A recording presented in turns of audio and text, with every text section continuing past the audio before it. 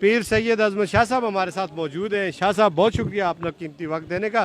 یہ ہمارے پڑوسی ملک ہندوستان میں جو گستاخانہ سپیچ ہوئی ہے یا ہمارے آقا حضرت محمد مصطفیٰ صلی اللہ علیہ وسلم کی شان میں گستاخی کی ہے, پوری دنیا مسلم امت جو ہے نا وہ ایک غم کے صدمے میں ڈوبی ہوئی ہے. اس پر آپ کیا کہہ رہے ہیں؟ بسم اللہ الرحمن الرحیم. میں سب سے پہلے آپ کا شکریہ ادا کرتا ہوں آپ کے اس چینل پہ جو آج میں گفتگو کرنے جا رہا ہوں. یقیناً جو ہندوستان میں جو نبی کریم صلی اللہ علیہ وسلم کی گستاخی کی گئی, اس میں پوری امت مسلمہ سراپے احتجاج ہے.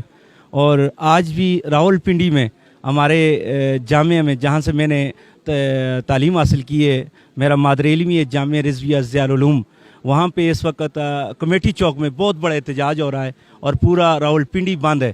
اور یہاں پہ میں بھی یہاں کے علماء, مشائخ, مفتیان اعظام ضلع مانسہرہ سے میں سب سے گزارش کروں گا کہ ناموس رسالت پہ تمام مسالک کے لوگوں کا ایک ہی اجتماعی فیصلہ ہوتا ہے اور اتفاق ہے اس مسئلے پر.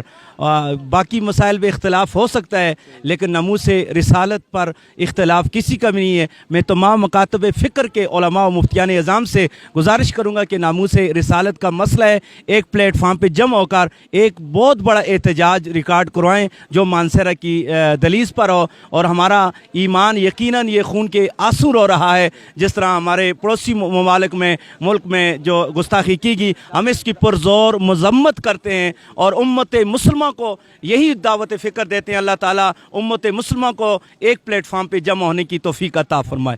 بہت شکریہ جی, بہت مہربانی.